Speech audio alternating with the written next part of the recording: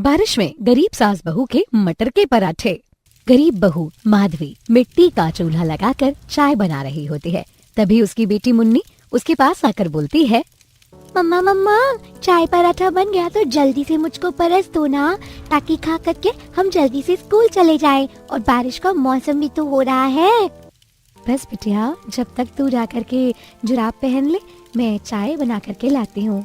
ऐसा बोलते हुए माधवी अपने अन्न के अभाव की रसोई को टुकुर टुकुर निहारने लगती है, जहाँ अनाज के डब्बे में कुछ भी नहीं था। क्या बात है बहू, तू इतनी परेशान क्यों दिख रही है? माँ जी, समझ में नहीं आ रहा बच्चों को चाय पर खाने के लिए क्या बना दूं। रसोई में एक मुट्ठी आटा भी नहीं रखा है कि बच्चों को सादा पराठा ही दे देती। केवल रात की बची हुई 2 रोटी रखी है।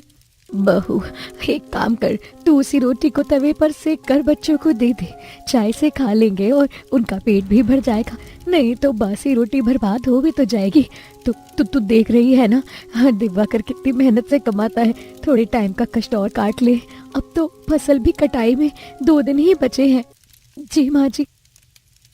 टूटे मन और डबडबाई हुई आंखों से माधवी डिब्बे में रखे हुए थोड़े से तेल को चुआ चुआ करके रात की बासी रोटी को सेक करके दोनों बच्चों को दे देती है। लो बच्चों, गर्मा गर्म चाय पराठा खा लो फटाफट से। मम्मी के पराठे तो बिल्कुल रोटी जैसे लग रहे हैं, मुझको नहीं खाना। पारस बेटा, इस तरह अन्न का अपमान नहीं करते। एक बार पराठा खाकर तो देखो, अच्छा लगेगा। दोनों बच्चे मुंह पिनकाते हुए बासी रोटी में से एक बाइट तोड़ करके खाते हैं तो मुन्नी चिढ़ पड़ती है। मम्मी, ये तुमने कैसा पराठा बनाया है? इसमें तो नमक भी नहीं है और तेल भी कहीं कहीं पर लगा है। मुझको नहीं खाना गंदा सा पराठा। मुन्नी गुस्से में पराठे की प्लेट को दूर कर देती है। तभी खटिया पर बैठा हरिहर दोनों को पास बुलाता है। माधवी बहू, ऐसा करिए, पराठा मुझको दे दे। मुझको बड़े तेज की भूख लगी है और पराठे की खुशबू भी अच्छी आ रही है। मैं खा जाता हूँ, बच्चे तो खाएंगे नहीं। पारस मुन्नी, जल्दी से तुम दोनों अपना अपना पराठा खा लो, नहीं तो दादाजी खा जाएंगे। कंचन बुआ, मैं अपना पराठा खा रहा हूँ। दादाजी, मेरा पराठा नहीं खाना। मुन्नी दीदी, तुम भी जल्दी अपना पराठा खा लो, वरना बाद में ठेंगा भी नहीं मिलने वाला। पारस मासूमियत से चाय में डुबो करके तेल वाली रोटी को पराठा समझकर चाय से चाह से खाने लगता है। मुन्नी मुंह फुला करके खाने से मना कर देती है। मुझको नहीं खाना ये सड़ा सा सादा पराठा। मेरे हिस्से का भी तू ही खा ले। पता है, मेरी जितनी भी सहेली है, सबकी मम्मी उनको घी में चुपड़े हुए कभी पनीर, कभी आलू, गोभी, मटर के पराठे बनाकर देती है लंच में। हमारे घर में तो डेली के डेली बस गरीबों वाली दाल चावल रोटी सब्जी ही बनता है। उड़कुड़ाते हुए मुन्नी स्कूल बैग टांगकर अपने सामने रहने वाली अमीर पड़ोसी के दरवाजे के बाहर खड़ी हो जाती है। बारिश में घुलते हुए उनके घर में बन रहे मटर के पराठे की खुशबू मुन्नी की नाक में आती है। कितनी मस्त पराठों की खुशबू आ रही है। काश मैं भी अपनी बारिश में इस तरह के पराठे खा के एंजॉय कर पाती। ललचाते हुए मुन्नी आवाज लगाती है, पूजा, जल्दी से आ जाओ, लेट हो रहा है, स्कूल का गेट बंद हो जाएगा। बस बस बस बस मुन्नी, जस्ट अभी आई, 2 मिनट्स। पूजा हाथ में मटर के पराठे का रोल बनाकर खाते हुए बाहर आती है। पता है, मैंने मटर के पराठे का ब्रेकफास्ट करा है। क्या सच में मटर के भी पराठे बनते हैं? मैंने तो कभी नहीं खाए। पता भी है मटर कितने महंगे आते हैं, और तुम दोनों गरीबों की तो औकात भी नहीं है मटर के पराठे खाने की। रोहन पारस मुन्नी का खूब मजाक उड़ाता है। दोनों बच्चों की आंखों में आंसू आ जाते हैं, जिसे अपने कच्चे मकान की चौखट से खड़ा देखकर दिवाकर सुन लेता है। अजय, ये लीजिए पन्नी, खेत पर ओढ़ करके ही जाइएगा। माधवी, ये कैसा अभागापन है जो मैं अपने बच्चों को उनके पसंद के पराठे भी नहीं खिला सकता। अजय, मन कच्चा मत कीजिए। जहाँ इतना दुख कष्ट काट लिया है, थोड़ा और सही। आपने इतनी मेहनत से मटर की फसल बोई है, अब तो कटाई का टाइम भी नजदीक है ना? भगवान के घर देर है, अंधेर नहीं। माधवी की बात से दिवाकर को टूटे मन में उम्मीद सी जगती है। भगवान की दया से मटर की फसल तो अच्छी सींची है, इसीलिए तो मैं बटाईदार के तौर पर खेती की थी। आधी फसल जमींदार की होगी और आधी हमारे हिस्से में आएगी। और इस वक्त बाजार में मटर का भाव तेज है, तो व्यापारी अच्छी कीमत देंगे, तो सारी मनोरथ पूरी हो जाएगी। पर सबसे पहले इस कच्चे मकान को पक्का करवाना है। कंचन के हाथ भी पीले करने हैं। अजय, आपके मुंह में घी शक्कर। भगवान इस बार हमारे घर के सभी दुख और कष्ट हर लेगा। सर पर पन्नी ओढ़कर दिवाकर बारिश में मटर के खेत पर आ जाता है, जहाँ पर पूरे खेत में बरसात का पानी लगा था। और साथ ही साथ जमींदार हसमुखलाल भड़के मिजाज में खड़ा था। देखो जरा, पूरे मटर के खेत में तर बारिश का पानी भर गया है। कल ही मैंने दिवाकर को खेत में से नाला निकालने को बोला था। हरामखोर को घर भागने की जल्दी पड़ी होती है, पूरी फसल पानी में डूब गई। जय राम जी की हसमुखलाल जी। अरे तेरे राम राम का क्या अचार डालना है मुझको? मैंने इतना खर्चा लगाकर मटर की खेती करवाई है, अगर फसल का नुकसान हुआ तो हर्जाना तुझसे ही वसूलूंगा। हसमुखलाल जी, इसमें मेरा क्या कसूर है? मुझे थोड़ी ना मालूम था कि आज इतनी तेज पीट पीट कर आंधी बारिश हो जाएगी। और कल खेत में से खरपतवार साफ करते हुए ही काफी शाम हो गई तो मैं घर चला गया। अब ज्यादा भाषणबाजी मत झाड़, जल्दी से खेत में नाला बना। काम चोर कहीं का, काम का नकाज का, दुश्मन अनाज का। लालचखोर जमींदार खुद तो छतरी में खड़ा हो जाता है और दिवाकर को बारिश में भीगते हुए औजार से नाला बनाने को कह देता है। इधर आसमान का रंग काला होता जा रहा था। गहरी घटाएं आसमान को घेर लेती हैं। जमींदार जी, आप घर चले जाइए, मौसम खराब हो रहा है, मैं नाला बना दूंगा। अरे तुझे क्यों खोड़च मच रही है? चुपचाप नाला बना। वैसे भी तुझ जैसे गरीब का क्या भरोसा? मेरे जाने के पीछे से खेत में से मटर चुरा कर ले जाए बाजार में। कितने महंगी दाम की मटर बिक रही है। जमींदार के झूठा दोष लगाने पर दिवाकर की आंखें नम हो जाती हैं। वो खेत के कठोर बांध को काटकर नाला बनाता है। खेत में तैरते जोंक उसे दोनों पैरों से लिपट लेते हैं। उनका खून चूस जाते हैं। जमींदार जी, मैंने नाला बना दिया। आहा, चल फुट। अब वैसे भी आज खेत में बारिश है तो मटर की तुड़ाई कल से चालू करेंगे। जमींदार जी, मैंने तो सोचा था मटर की तुड़ाई आज से शुरू होगी। आप थोड़े पैसे दे दीजिए, घर में राशन के लाले पड़े हैं। अरे तुझे कितनी बार बोला है ना कि अपना दुखड़ा मेरे सामने मत रोया कर। ये ले 200 रुपए रख। घमंडी जमींदार दिवाकर को 200 रुपए देकर के खेत से भगा देता है। पैसे लेकर दिवाकर घर की तरफ चला जाता है, जहां बारिश में भोजनालय पर लोगों की काफी भीड़ मची हुई थी, क्योंकि वहां पे पराठे का स्वाद काफी अच्छा था। वैसे मानना पड़ेगा, इस ढाबे के चटपटे भरवा मक्खन मार के आलू पराठे और गरम गरम मलाई मार के चाय पीकर मजा आ जाता है। सचमुच भाई साहब, इस भोजनालय के पराठे में दम तो है। एकदम तीखे मिर्चदार मस्त बनाते हैं। बाकी पराठों का रेट भी तो 5 स्टार होटल के जितना महंगा लगता है। अरे पर कोई और चारा भी तो नहीं है यहाँ पर खाने के सिवा। सुबह 7 बजे फैक्ट्री पहुँचना पड़ता है, उसमें से आधे घंटे का लंच टाइम देता है, तो फैक्ट्री से ढाबा पास पड़ता है। 300 की दिहाड़ी में से 150 के तो पराठे ही खा जाते हैं। आमदनी अठन्नी, खर्चा रुपया वाला हाल है। ढाबे के आगे से गुजरते हुए दिवाकर उन दोनों मजदूरों की बातें सुनता है। हालांकि पराठे खाने के लिए अंदर ही अंदर उसका मन ललचा रहा होता है। बड़ी जोर की भूख लग रही है। मन कर रहा है एक पराठे खरीद कर खा लूं, पर मेरे पास तो केवल 200 रुपए हैं। जितने मैं अकेले 100 रुपए के पराठे खाऊंगा, उतने में तो 2 टाइम बनाने के लिए दाल चावल खरीद लूंगा, तो पूरा परिवार का पेट भर जाएगा। जी मार कर दिवाकर बनिए के यहाँ आता है, जो कि अपने किराने की दुकान में मुलायम कुर्सी डालकर बैठे हुए बटर चुपड़े पराठे खा रहा था। वाह भाई साहब वाह, आज तो कसम से पराठे खाकर स्वाद आ गया। मनोरमा ने बटर टिक्की घिस कर क्या गजब का गोभी का पराठा बनाया है भैया। लाला जी, मुझको 2 किलो आटा, 2 किलो चावल और 1 पाव अरहर की दाल कर दो। अरे बता, पैसे तो लेकर आया ना? चाहिए तो नगद में राशन ले जा, उधार नहीं मिलेगा। नहीं लाला जी, पैसे लेकर आया हूँ। देखिए 200 रुपए हैं। अरे तेरा तो पूरा खानदान उधार आने वाला है भाई। तू आज कैसे कैसे पैसे लेकर आ गया, और पिछला उधार बाकी कब चुकता करेगा ये? लाला, बस आजकल में मटर की खेत की कटाई होने वाली है, तो पैसे मिलती तुम्हारे उधार की पाई पाई चुकता कर दूंगा। ठीक है, थोड़ा इंतजार करना पड़ेगा, अभी शाम के नाश्ते पानी का टाइम है। हाँ, कोई नहीं, आप कर लीजिए। एक तरफ दिवाकर तूफानी बारिश में दुकान के बाहर खड़ा होकर के बनिए के यहाँ राशन तोलने का इंतजार करने लगता है। वहीं भयंकर बारिश के चलते उसके कच्चे मकान की छत जगह जगह से बुरी तरह चुए जा रही थी। दोनों गरीब सास बहू के साथ साथ बाल बच्चे भी पानी बाहर निकालने की कोशिश में लगे थे। माँ, दादी, देखो ना, ये बारिश का पानी तो हमारे घर के अंदर बढ़ता ही जा रहा है। आज हम कहाँ पर सोएंगे? अरे मेरा प्यारा लाडला पोता, अभी थोड़ी देर में बारिश छूट जाएगी। मैं बुआ सब मिल करके तुझे सुलाएंगे। दोनों दादाजी के साथ खटिया पर बैठ जाओ ना जाके। ठीक है दादी। थके हाथों से दोनों बच्चे हरिहर के बगल में खाट पर बैठ जाते हैं, लेकिन वहाँ भी खिड़की से बारिश का पानी अंदर आ रहा था। यहाँ तो खिड़की से कितना तेज पानी आ रहा है, तो हो खटिया भीगी जा रही है। नहीं बेटा, ऐसा गुस्सा नहीं करते, रुको मैं खिड़की बंद कर देती हूँ। कंचन खिड़की बंद करने की कोशिश करती है, तभी लकड़ी का पाला पुराना होता है तो वो टूट जाता है। अरे कंचन, तूने तो बनते काम को और ज्यादा बिगाड़ दिया, पाला ही निकाल दिया। बाबा मैंने जानबूझकर नहीं किया। अजी उसको क्यों दोष दे रहे हो? घर भी तो कितना पुराना है, खिड़की दरवाजे तो उखड़ेंगे ही ना।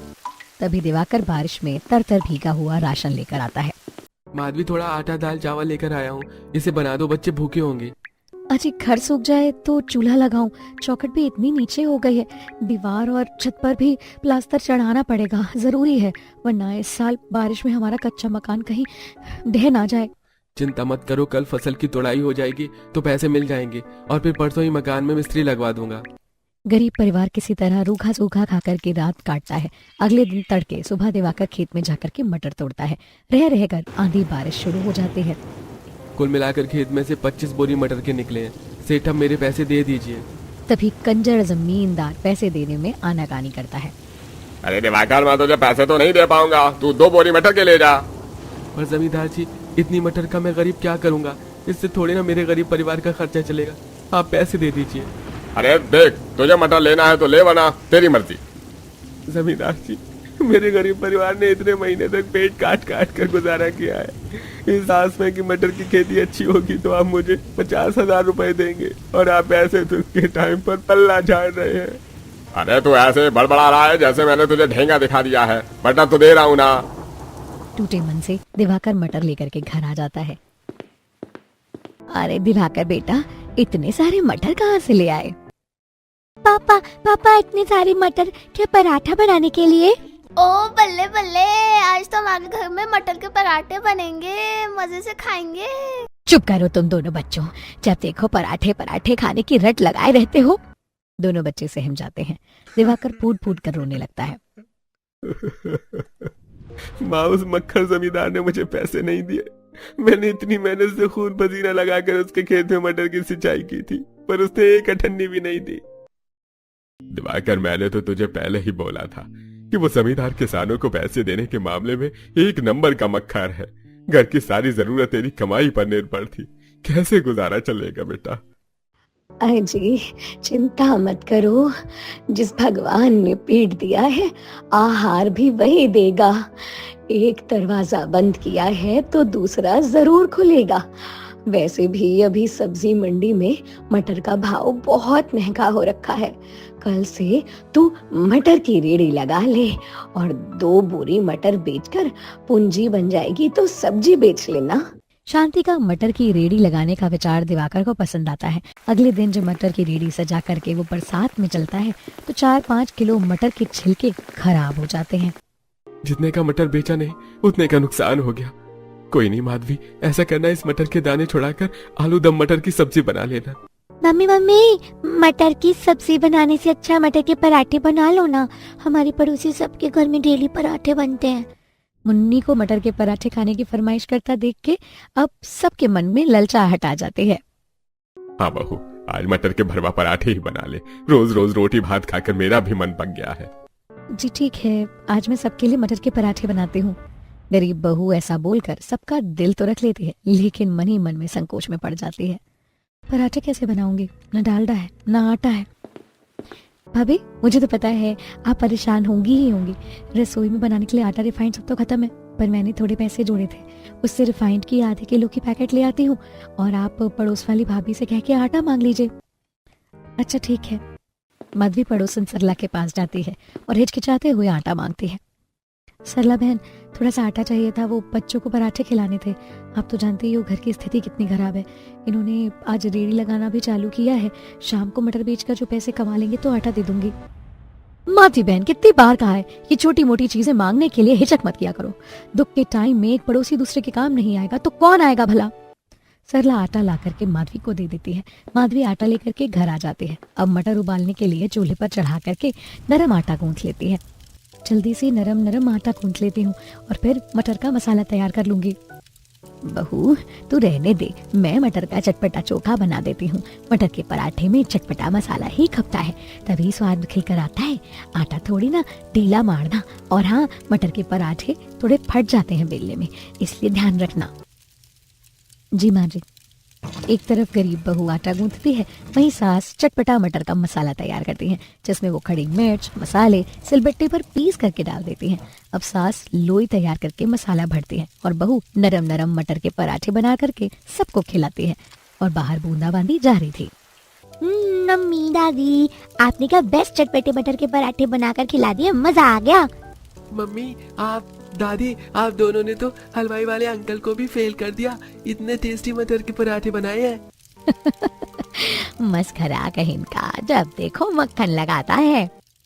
सब लोग चाव लेकर के चटपटे गरम नरम मटर के पराठे खाते हैं। वहीं दिवाकर मटर बेचने सब्जी बाजार में आता है। मटर ले लो, मटर ले लो, खेत के तोड़े ताजा मटर, ऐसा मक्खन मटर और कहीं नहीं मिलेगा। लो लगा दिया भैया 80 रुपए के भाव से मटर। सस्ते मटर बेचते देख करके कुछ औरत खरीदने के लिए भीड़ लगा लेती हैं, जिसे देखकर बाकी सब्जी वाले जलकर खाक हो जाते हैं। संतोष सब्जी वाला सब पर भड़क जाता है। अरे भाई मटर वाले के रेडी पर मक्खियों की तरह ग्राहकों ने भीड़ जमा कर रखी है, ऐसे तो हमारी सब्जी बिकेगी नहीं, इसका ठेला हटवाना पड़ेगा भाई। अरे तो इंतजार किस बात का है, चलो मजा चखाते हैं, बड़ा आया हमारी रोजी रोटी छीनने वाला। जैसे ही दिवाकर का ठेला खाली होता है, सब्जी वाले जाकर के उसके मटर के ठेले को पलट देते हैं। अरे अरे भाई साहब, अरे मैंने आप सबका क्या बिगाड़ा है, आप इस तरह से मेरे पेट पर क्यों लात मार रहे हैं?